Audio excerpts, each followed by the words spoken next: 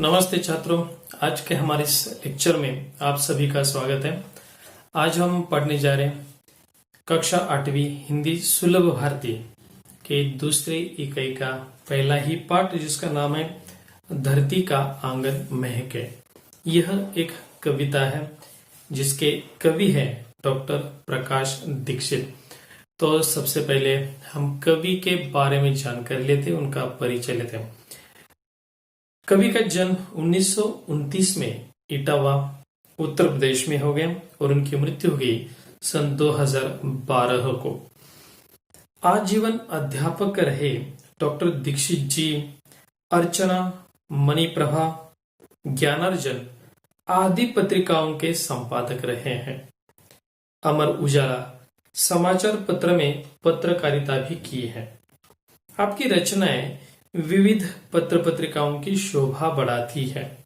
उनकी प्रमुख कृतियां हैं अर्चनांजलि, मंगल पथ, दोहावली, राष्ट्रीय स्वर, ये उनके कविता संग्रह है।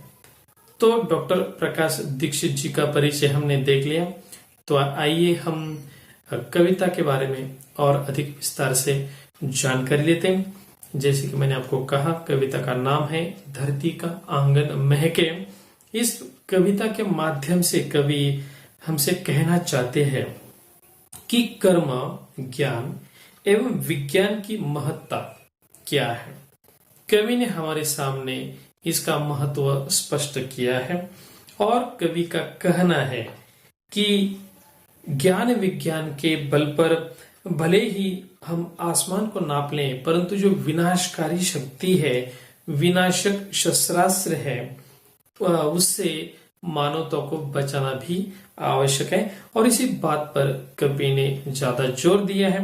उनका यह मानना है तभी संभव होगा कि जब हम समाज में सदाचार, स्नेह इसको बढ़ाएंगे। तो कवि का संदेश बिल्कुल साधारण है लेकिन अत्यंत महत्वपूर्ण है। साधारण सरल शब्दों में यह कविता कवि ने लिखी है और जो विचार वह हमारे सामने रखना चाहते वो विचार अत्यंत उदात्त है, क्योंकि कवि हमसे कहना चाहते हैं कि किस प्रकार से मनुष्य विनाश की ओर बढ़ रहे हैं। तो सबसे पहले हम जान लेते हैं हमारी इस विश्व के बारे में। आप जानते कि यह हमारा विश्व अत्यंत विशाल है। जब विज्ञान खोज करता है और हम ढूंढते हैं कि हमारा मूल कहां पर है, मनुष्य की उत्पत्ति कहां से हो गई है, तो इसे जब हम खोजते हैं वैज्ञानिक दृष्टिकोण को नजर के सामने रखते हुए, तब हमें पता चल जाता है कि मनुष्य की आदिम अवस्था क्या थी। ये जो विश्व है, ब्रह्मांड है, हमारी धरती है, ये कैसे निर्माण हो गई।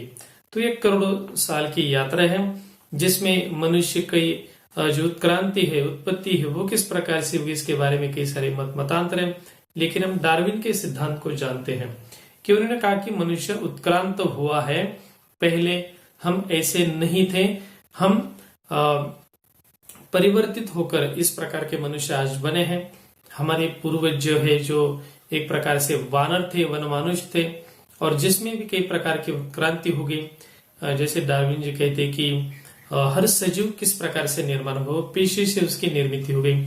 एक पेशीय सजीव से लेके फिर यह हमारी सजीव सृष्टि उत्पन्न हुई, उत्क्रांत हुई, यह हम जानते। तो हम मान सकते हैं कि भाई हम पहले वन मानुष थे या वानर थे, जिससे बदलकर आज के हम सुसंस्कृत व्यक्ति बन चुके हैं। तो यह जो हमारी यात्रा है उसमें हम देखेंगे कि एक समय ऐसा था तो किसी प्रकार का ज्ञान हमारे पास नहीं था, किसी प्रकार के आधुनिक साधन औजार हमारे पास नहीं थे। हम एकदम अन्य वन्य जानवरों की तरह ही थे, वनों में रहते थे और वनों में जो भी प्राप्त होता खाने के लिए, भोजन के लिए, उसे हम ग्रहण करते थे। खुद की रक्षा करना, खुद का पेट पालना, यही हमारा धर्म होता था और इसी के लिए हम जीते थे, ऐसा मान सकते हैं। धीरे धीरे मनुष्य में बदलाव आना आरंभ हो गया, क्योंकि मनुष्य बहुत कुछ सीखता चला गया।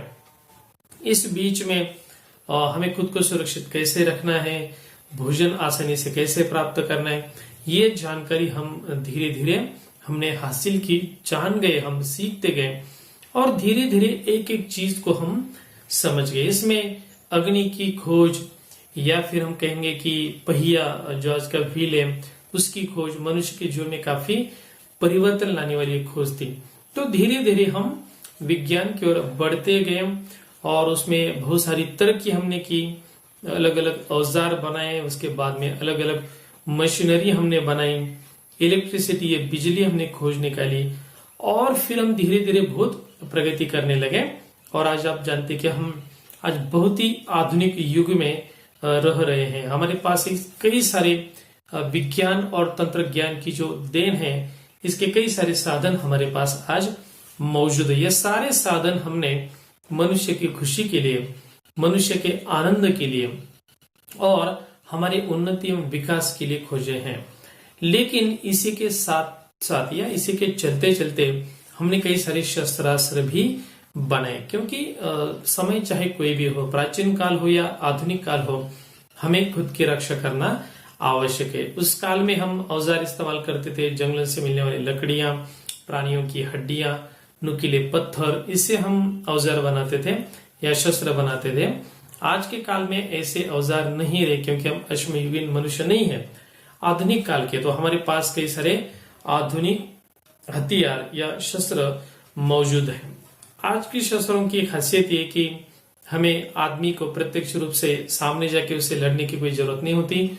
बहुत दूर से निशाना लगाकर हम शत्रु का खात्मा कर सकते हैं। तो इसमें कई सारे आधुनिक अस्त्र आज हमारे पास मौजूद है, जिसमें बहुत क्रांतिकारक है जो मिसाइल टेक्नोलॉजी है या रॉकेट है, ये बहुत ही आधुनिक माने जाते हैं। क्योंकि एक बार अगर आप मिसाइल दाग दें शत्रु पर, तो वो मिसाइल दाग कर आपको भूल जाने की हमने शत्रु पर मिसाइल दागा है और वो बिल्कुल अपने लक्ष्य को साधेगा। एक बार उसका लक्ष्य फिक्स कर दिया तो उसको हम कैंसिल भी नहीं कर सकते, मतलब दोबारा उसको बदल भी नहीं सकते। तो इस प्रकार से जो मिसाइल या रॉकेट है, अभी वह परमाणु बम भी अपने साथ ले जा सकते हैं, मतलब परमाणु बम भी किसी भी देश पर, शहर पर डाल सकते हैं। दूसरी बात यह है कि जो भी मिसाइल या रॉकेट हमने बनाए हैं, ये मिसाइल या क्षेपणास्त्र जिसकी मारक क्षमता भी बहुत दूर तक है, बढ़ गई हो। पहले 50-100 किलोमीटर जो जाता था, अब लगभग 7 या 8 हजार किलोमीटर तक भी वह जाता है। मतलब जो अंतरखंडी या इंटरकॉन्टिनेंटल जो क्षेपणास्त्र है, उसका विकास हमने किया है। तो इससे क्या हो गया कि एक तरफ तो हमने विज्ञान की प्रगति कर ली, लेकिन दूसरी तरफ हम एक प्रकार से विनाश की ओर भी बढ़ रहे हैं, क्योंकि बटन दबाने की देर है कि कोई परमाणु अस्त्र किसी देश पर गिर सकता है। मतलब वो इतना भी आसान नहीं है, लेकिन फिर भी कई बार ऐसे तनावपूर्ण प्रसंग आ जाते हैं और उसके पश्चात इन अस्त्रों का प्रयोग भी होता है। जैसे अपने प्रथम महायुद्ध, द्वितीय महायुद्ध आपने देखा, दूसरे महायुद्ध में तो आपने देखा कि अमेरिका जैसे देश ने परमाणु बम का प्रयोग किया, एक बार नहीं 2 बार, और जिसका विनाश जो है वो हम देख चुके। जापान में किस प्रकार से हिरोशिमा और नागासाकी में यह तहलका मचा देने वाला यह हादसा था, यह हमला था। तो इससे हम जान गए कि जो शस्त्र है वह अत्यंत भयानक है। आज भी हम कई सारे आधुनिक अस्त्र बना रहे, जैसे कि जैविक अस्त्र, अलग अलग बीमारियों को भी अस्त्रों का रूप हम दे रहे हैं। कई प्रकार के साइबर वॉर भी होता है। ऐसे कई सारे जो अस्त्र है, इसके कारण से हम एक दूसरे का ही विनाश करते हैं। मतलब शत्रु तो कौन होता है, आखिर वो तो मनुष्य ही होता है। तो कवि का यह मानना है कि अगर आप में उचित विचार है, उचित धारणाएं हैं, अच्छे संस्कार आपके मन में है और औरों के प्रति स्नेह और प्रेम है, तो आप इस प्रकार के विनाशक अस्त्रों का उपयोग रोक सकते हैं। देखिए आज तो शस्त्र अस्त्रों की होड़ लगी है, इसमें हर एक को बना रहने, तो हम इस प्रकार से अस्त्र शस्त्र तो जरूर बनाएंगे, लेकिन आपको उसका इस्तेमाल करना जो है उसके बारे में आपके पास विवेक होना बहुत जरूरी है। तो इन अस्त्रों से किसी का विनाश न हो, केवल अपनी रक्षा के लिए हो, इस प्रकार का संदेश कवि हमें देना चाहते हैं। तो आइए विस्तार से हम देखेंगे कि धरती का आंगन महके, इस कविता के माध्यम से कवि हमें क्या कहना चाहते हैं। तो कविता का जो शीर्षक है बहुत ही आकर्षक है, धरती का आंगन महके। ये धरती को एक आंगन का रूप दिया है। देखिए आजकल तो फ्लैट संस्कृति, हम छोटे छोटे घरों में रहते हैं, लेकिन पहले हर घर के सामने बड़ा सा आंगन हुआ करता था और इस आंगन में जैसे बच्चे, बूढ़े या युवा सब मिलकर बैठते थे, कई सारे उपक्रम होते थे, कार्यक्रम होते थे, खेलते थे, चर्चाएं होती थी, उत्सव मनाए जाते थे। तो ये जो आंगन है, जिस प्रकार से उस आंगन में सभी लोग एक साथ आ जाते थे, प्रेम और स्नेह बांटा जाता था, उसी प्रकार से यह धरती भी एक आंगन की तरह, मतलब एक है, जिसे हम वसुधैव कुटुंबकम कहते हैं। हमारी धरती ही एक परिवार की तरह है, ऐसा हम मानते। उसी प्रकार से कवि ने कहा कि यह धरती एक आंगन है। कवि कहते कि धरती का आंगन महके कर्म ज्ञान विज्ञान से। धरती का आंगन महके कर्म ज्ञान विज्ञान से, ऐसी सरिता करो प्रवाहित खिले खेत सब धान से। ऐसी सरिता करो प्रवाहित खिले खेत सब धान से, अभिलाषाएं नित मुस्काएं आशाओं की छाव में। पैरों की गति बंधी हुई हो विश्वासों की राह में। शिल्प कला कुमुदों की माला वक्षस्थल का हार हो, फूल फलों से हरी भरी इस धरती का श्रृंगार हो। चंद्रलोक या मंगल ग्रह पर चढ़े किसी भी यान से। चंद्रलोक या मंगल ग्रह पर चढ़े किसी भी यान से, किंतु न हो संबंध विनाशक असुरों का इंसान से। सांस सांस जीवन पट बुनकर प्राणों का तन ढांकती, सदाचार की शुभ्र शलाका मन सुंदरता आंकती। प्रतिभा का पैमाना मेधा की ऊंचाई नापता, मानवता का मीटर बन मन की गहराई नापता। आत्मा को आवृत्त कर दें स्नेह प्रभा परिधान से, करे अर्चना हम सब मिलकर वसुधा के जयगान से।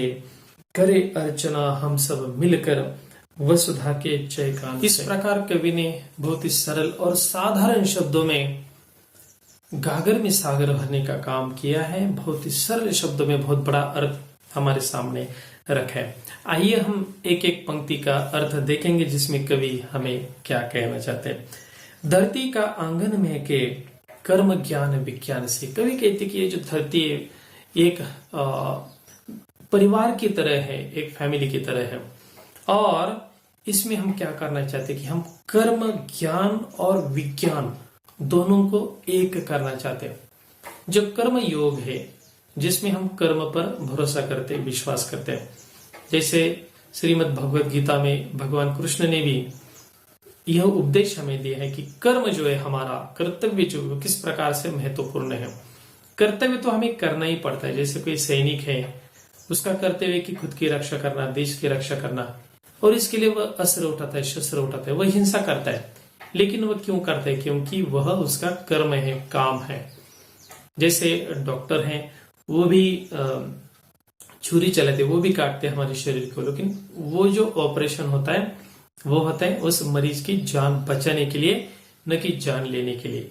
या पुलिस के पास भी शस्त्र होते हैं जिसका प्रयोग वो करते हैं, लेकिन वो करते हैं लोगों की रक्षा के लिए।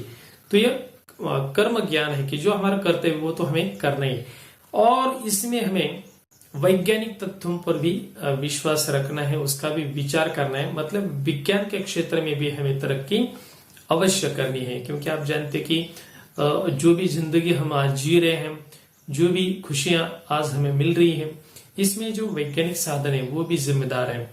इसके कारण से हमारे कई सारे काम सुचारू रूप से होते हैं। कई सारे उदाहरण आप ले सकते हैं, यातायात के साधन हो या दूरसंचार के माध्यम हो, इंटरनेट या ये जो डिजिटल क्रांति आई है वो हो। ये सारी चीजों के कारण आज हम ज्यादा आसानी से अपने कामों को कर सकते हो। तो इसमें विज्ञान को नजरअंदाज नहीं कर सकते। ऐसी सरिता करो प्रवाहित खिले खेत सब धान से। तो जैसे पानी सींचने के बाद खेत बड़े सुंदर आते हैं, सुंदर उसका बहुत ज्यादा उत्पादन होता है, खेत खलिहान लहराते हैं। उसी प्रकार से कर्म ज्ञान और विज्ञान की मदद से हम इस प्रकार की सरिता अर्थात नदी प्रवाहित करेंगे। मतलब एक ऐसा विचार प्रवाह हम चलाएंगे जिसके कारण से हम खुशहाल बन सके। अभिलाषाएं नित मुस्काएं आशाओं की छां में, पैरों की गति बंधी हुई हो विश्वासों की राह में। तो इन पंक्तियों में दो शब्द मेरे ख्याल से बहुत ही महत्वपूर्ण है, वे है आशा और दूसरा है विश्वास।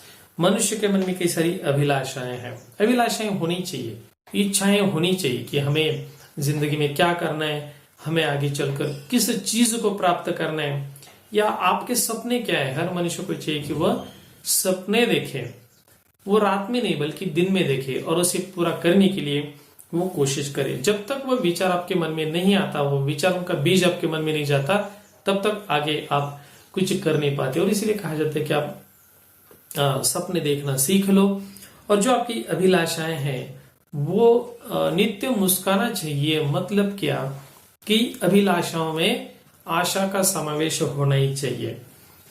आशा जो है वो मनुष्य को मरने नहीं देती। कहा जाता है कि आशा मनुष्य के जीवन में बहुत ही महत्वपूर्ण है। जैसे कहा जाता है कि डूबने वाले को तिनके का सहारा होता है। जैसे कोई आदमी डूब रहा है तो उसको एक छोटा सा तिनका भी, कोई घास का या छोटी सी टहनी भी क्यों नहीं मिल गई उसको पकड़ने के लिए, तो उसको पकड़ेगा, अपनी जान बचाएगा। उसी प्रकार से ये जो आशा है वो मनुष्य को कभी मरने नहीं देती। मतलब आशाओं के कारण ही तो हम काम करते हैं। हमें आशा और विश्वास होता है कि आगे चलकर हम बहुत कुछ करेंगे। जैसे कि छात्र आज पढ़ाई कर रहे हैं और सब लोग आपको कहते कि आप नियमित तौर से स्कूल में जाओ और बहुत सारी पढ़ाई करो, अपने बड़ों की बात मानो, जो भी सीखना चाहते हैं आप वो सीखो, जो आपको सिखाना चाहते हैं उसे आप ध्यान पूर्वक सुनो। ये सारी बातें आपको क्यों कही जाती है? आपको सीखने के लिए, ज्ञान प्राप्त करने के लिए प्रेरित क्यों कहा जाता है? क्योंकि आपको कहा जाता है कि अगर आप पढ़ोगे तो आपको आगे चल के अच्छी नौकरी मिलेगी, आपको अच्छा पैसा मिलेगा, या फिर आप कारोबार कर सकेंगे। ऐसे बहुत सारे प्रलोभन आपको दिए जाते हैं। ये प्रलोभन नहीं है, तो बात एक प्रकार से सच भी है कि पढ़ाई से हमारी उन्नति और विकास होता है। और इसीलिए तो आप जानते कि गांव-गांव में स्कूल खोले गए हैं। हमारी सरकार भी यही चाहती है कि अब हर बच्चा जो वो हमारा पढ़े। इसके लिए सरकार ने सर्व शिक्षा अभियान जैसा एक बहुत बड़ा अभियान चलाया, और प्रयत्न ये है कि जो जिसकी उम्र हो गई 12-6 साल की, जो स्कूल जाने के लायक हो गया, उस बच्चों को स्कूल में पढ़ाई मिलनी ही चाहिए। जो प्राथमिक पढ़ाई है उसकी, वो उसको होनी चाहिए, वो ज्ञान मिलना चाहिए। वो क्यों? क्योंकि इस पढ़ाई से हमारी तरक्की होती है। और आप जो पढ़ते हैं स्कूलों में जाके इसीलिए क्योंकि आप जानते कि पढ़ने से आपकी तरक्की होगी, आगे चलकर आपको बहुत कुछ उसके फायदे मिलेंगे। जैसे कि हर जगह आपकी पढ़ाई पूछी जाती है, किसी नौकरी के लिए आप जाओ, कहीं भी कारोबार करो, आपको आपकी क्वालिफिकेशन, शैक्षिक योग्यता पूछी जाती है कि आपने कहाँ तक पढ़ाई की, क्या पढ़ाई की। ठीक है, तो इसका मतलब है कि आशा मनुष्य के जीवन में महत्वपूर्ण है। जिस प्रकार से इस आशा से, नौकरी मिलने की आशा से आप पढ़ाई करते हैं, उसी प्रकार से जीवन में जो आशा है वो मनुष्य बहुत सारे काम कराती है। जैसे देखिए, किसान बहुत सारी मेहनत करता है, पहले उसके हाथ में कोई पगार तो नहीं होती, वो जमीन को ठीक करेगा, उसमें अनाज बोएगा, फिर 4 महीने, वो 3 महीने 4 महीने इंतजार करेगा, और तब तक वो बहुत मेहनत करता है, उसमें पानी सींचेगा, बहुत कुछ करेगा, उसकी रखवाली करेगा, तब जाके कहीं वो फसल जो है, अनाज है, उसके हाथ में लग जाता है। तो किसान क्या करता है कि उसको पता नहीं आगे चल के बारिश होगी कि नहीं, पता नहीं वो जो फसल है वो ठीक से आएगी कि नहीं, लेकिन फिर भी वह कोशिश करते रहते हैं। वह क्यों? क्योंकि उसके में आशा होती है कि मैं इस प्रकार से मेहनत करूंगा तो आगे चलकर मुझे वो फसल मिलेगी, अच्छा फल मिलेगा। जैसे आम की गुठली बोने वाले, लगाने वाले इंसान को ये पता नहीं होता कि उसकी जो फल है उसको मिलेंगे कि नहीं मिलेंगे। ठीक है, आजकल के आधुनिक तंत्र ज्ञान की ये भी बात है कि आप कम समय में फल प्राप्त कर सकते, लेकिन पहला ऐसा था, अगर गुठली कोई व्यक्ति लगेगा तो उसके फल वो नहीं खाता था, उसके लड़के, उसके नाती पोती वो सब खाते थे, क्योंकि आम का वृक्ष बड़ा होने में 20-25 साल लग जाते थे, बहुत ज्यादा समय लगता था, और तब जाके कि उसमें फल मिलते थे। लेकिन आशा के कारण ये सारी बातें हम करते रहते हैं। पैरों की गति बंधी हुई हो विश्वासों की राह में। अभी ये बात बहुत जरूरी है कि आशा तो मनुष्य के मन में होनी चाहिए, विश्वास भी बहुत ही आवश्यक है कि जो भी आपका सपने हो आप अवश्य पूरा करेंगे। यह विश्वास आपके मन में होना ही चाहिए। अगर विश्वास नहीं है तो हम आगे कैसे बढ़ेंगे? और जो पैरों की गति है यह विश्वासों की राह में ही बंदी होनी चाहिए। एक प्रकार से देखिए कि आपको आपका डेस्टिनेशन पता है, मतलब आपको आगे क्या करना है ये पता है, तो आप सही दिशा में सही राह पर जरूर चलेंगे। अगर आपको पता नहीं कि मुझे कहाँ पहुंचना है तो फिर आप भटक जाएंगे। जैसे स्कूल में आप देखो कि छात्रों को पता नहीं होता आगे जाके क्या करना है, फिर वो भटकते रहते, वो इधर उधर ज्यादा ध्यान देंगे, इधर उधर भटकेंगे, स्कूल में नहीं आएंगे, अपना बहुत सारा समय इधर उधर गंवाएंगे। तो इस प्रकार से, क्योंकि उनका यह मान लीजिए उनका जो ध्येय है उनको पता नहीं, ऐसा भी क्या होता है। शिल्प कला कुमुदों की माला वक्ष स्थल का हार हो। जैसे कोई माला होती है जो हमारे गले की शोभा बढ़ाने के लिए हम माला पहनते हैं, उसी प्रकार से जो माला है वो शिल्प कला कुमुदों की माला होनी चाहिए, ऐसा कवि यहाँ पर कहते हैं। तो फूल फलों से हरी भरी इस धरती का श्रृंगार हो। अभी हमारी धरती जो इस पे केवल प्रकृति मतलब निसर्ग नहीं, तो उसके साथ साथ मनुष्य की अपनी कुछ धरोहर है, जो मनुष्य ने आज तक तरक्की की, जो भी बदलाव आए, तो जो हजारों सालों के जो मोन्यूमेंट्स है, मतलब जो भी शिल्प कलाएं, मंदिर या गुफाएं हैं, ऐसे कई सारी जगह हैं आज जो मनुष्य ने बहुत पहले बनाई थी, कुछ हजारों साल पहले बनाई थी, कुछ सैकड़ों साल पहले बनाई थी, जिसको हमने नष्ट नहीं होने दिया। आज तक उसको हम संभाल के रखते कि भाई हम ऐसे थे उस काल में, आज हम इतनी तरक्की की, लेकिन एक ऐसा समय भी था। जैसे कि भारतीय संस्कृति में हड़प्पा, मोहनजोदाड़ो, ये संस्कृति काफी प्राचीन है। ऐसे कई प्राचीन शिल्प जो है या निशानी जो आज भी मिल जाती है। जैसे इजिप्ट में बहुत प्राचीन पिरामिड्स है, तो जैसे देखकर आज भी हम कहते रहे बाप रे, हमने कितने विशाल ये पिरामिड्स बनाए थे। तो ये जो है ये सारी शिल्प कलाएं हैं, आज हमारी धरोहर है। फूल फलों से हरी भरी इस धरती का श्रृंगार, इस धरती को श्रृंगारित करने के लिए ये प्रकृति, फूल फल, ये भी हमारी सहायता करते हैं। चंद्रलोक या मंगल ग्रह पर चढ़े किसी भी यान से, किंतु न हो संबंध विनाशक असुरों का इंसान से। कवि कहते कि आप तरक्की कितनी भी ज्यादा करो, अभी देखिए कि चंद्रलोक, अभी विज्ञान ने तरक्की कर ली, लेकिन उसके पहले हम चंद्र को एक लोक, जैसे धरती लोक है, धरती के नीचे पाताल लोक हुआ करता था, ऊपर में स्वर्ग लोक हुआ करता था, वैसे हम कहते थे चंद्रलोक। हमें लगता था कि जैसे हमारी धरती पर हम मनुष्य रहते, उसी प्रकार से चांद पर भी इस प्रकार के सजीव होंगे। लेकिन जब मनुष्य सबसे पहले चंद्रमा पर हमने यान भेजे, उसके पश्चात खुद मनुष्य भी वहां पर चला गया। आप जानते कि नील आर्मस्ट्रॉन्ग ने सबसे पहला कदम चांद पर रखा था, उनके साथ एड्रिन बर्ज नाम के और एक अंतरिक्ष यात्री थे, वो जो दोनों जब चले गए वहां पर और उन्होंने देखा कि चंद्र पर तो कोई मनुष्य है ही नहीं। तो चंद्र क्या है, तो वहां पर केवल मतलब वहां पर जो है उसका जो वातावरण है उसमें ऑक्सीजन की मात्रा कम होने के कारण वहां कोई सजीव उनको नहीं मिला। तो हम डरते थे कि चलो भाई चंद्रमा पर क्या होगा पता नहीं। उसी प्रकार से अलग अलग ग्रहों पर हम यान भेज रहे हैं। जैसे हमने मंगलयान भेजा मंगल ग्रह पर, भारत भी इसमें पीछे नहीं है।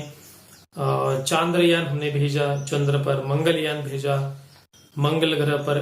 ये यान हम क्यों भेजते हैं? इसीलिए ताकि हम कोई खोज कर सके उन ग्रहों की जो हजारों लाखों सालों से हमारे साथ है।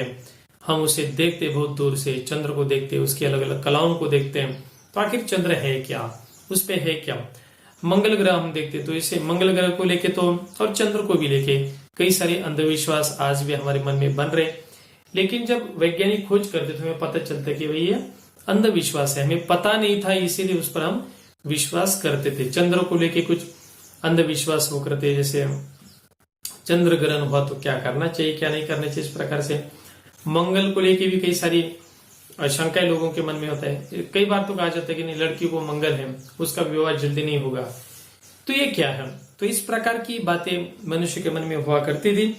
तो हम चाहे चंद्रलोक पर चले जाएं, चाहे मंगल ग्रह पर चले जाएं, उस पर यान भेजे, लेकिन इनका उपयोग, अभी यान कैसे जाते हैं ग्रहों पर, अपने आप तो नहीं जाएंगे, क्योंकि हमारी इस धरती को जो गुरुत्वाकर्षण है वह सारी शक्ति हर चीज को नीचे खींचती है अपनी ओर, और इसलिए यान ऊपर कैसे जाएंगे। इसके लिए हमने रॉकेट बनाई जो इतनी ताकत फोर्स तैयार करती कि वो हमारी गुरुत्वाकर्षण शक्ति को भेद के ऊपर जा सकती। तो इसकी मदद से, रॉकेट की मदद से, जो प्रक्षेपणास्त्र है उसकी मदद से हम इन उपग्रहों को अलग अलग ग्रहों पर खोज के लिए अवकाश में भेज देते हैं। लेकिन इसका उपयोग, क्योंकि रॉकेट की जो टेक्नोलॉजी, इसी की मदद से तो मिसाइल आगे बनाए गए जो किसी शत्रु पर या देश पर बम बरसाने के काम आते हैं।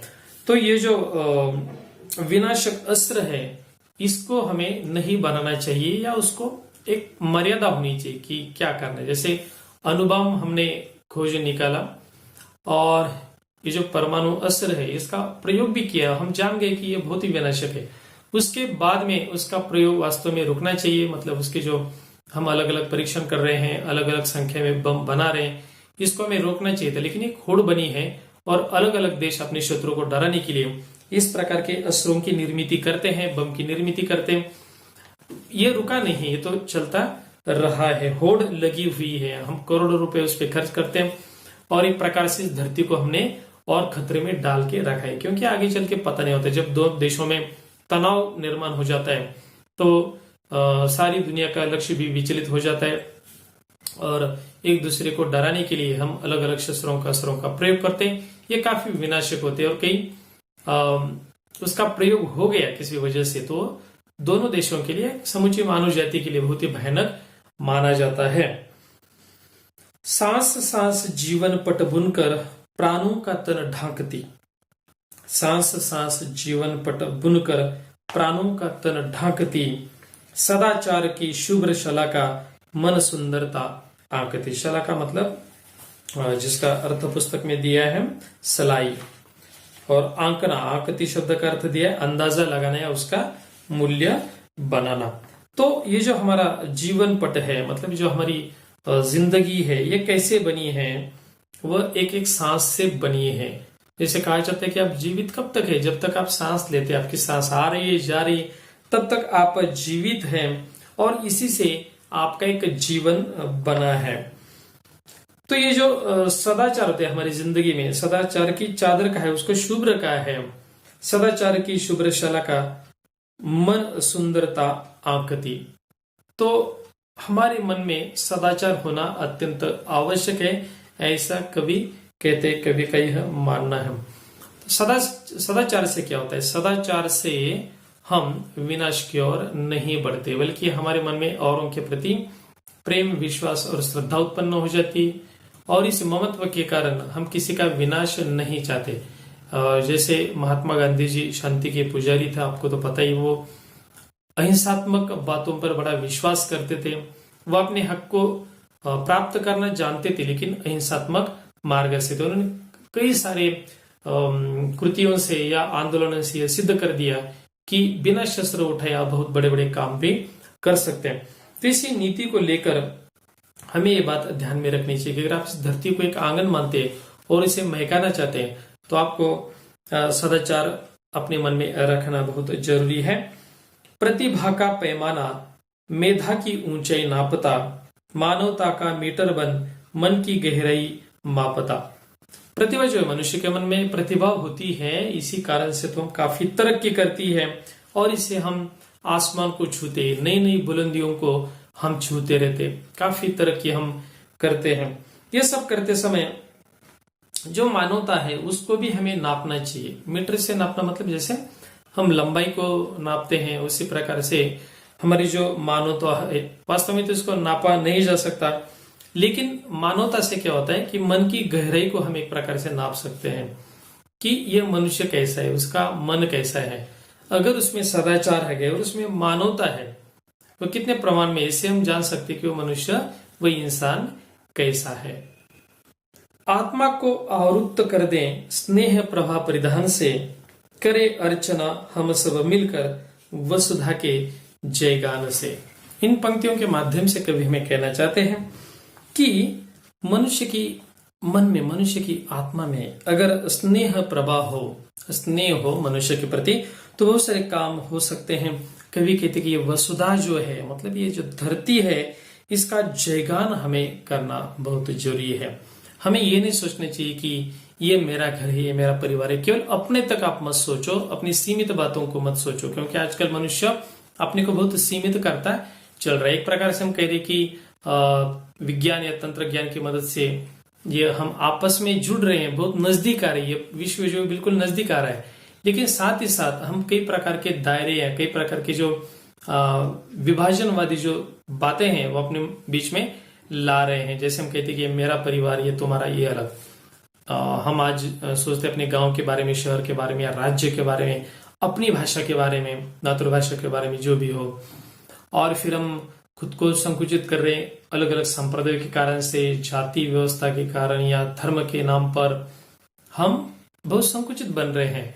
हम केवल देश के बारे में सोचते हैं, हम ये नहीं सोचते कि पूरा विश्व जो है यह हमारा एक प्रकार से कुटुंब है। हम सारी मानव जाति के बारे में हमें सोचना बहुत आवश्यक है। तो कभी कहते कि आप सकारात्मक सोचो, खुद में स्नेह रखो और केवल अपना विचार न करते हुए पूरे विश्व का विचार करो। अगर आप मानवता खुद में रखेंगे तो अपने इन विनाशक शस्त्रों से आप बिल्कुल दूर रहेंगे। तो इस प्रकार से कवि ने धरती का आंगन में महके इस कविता के माध्यम से ये हमारे सामने स्पष्ट किया है कि आप खुद में मानवता रखें, विज्ञान में आप तरक्की जरूर करें, लेकिन विनाशक शस्त्रों से आप बिल्कुल बचे रहें। तो मित्रों, यहाँ हम आज रुक जाते हैं। इसका जो स्वाध्याय हम अगले पाठ में देखेंगे। मित्रों, आपने अभी तक क्रिएटिव एजुकेशन चैनल को सब्सक्राइब नहीं किया तो चैनल को सब्सक्राइब कीजिए। अगर ये वीडियो आपको पसंद आया तो इसे लाइक जरूर करें और सबका फायदा हो इसीलिए आप औरों को शेयर भी अवश्य करें। धन्यवाद।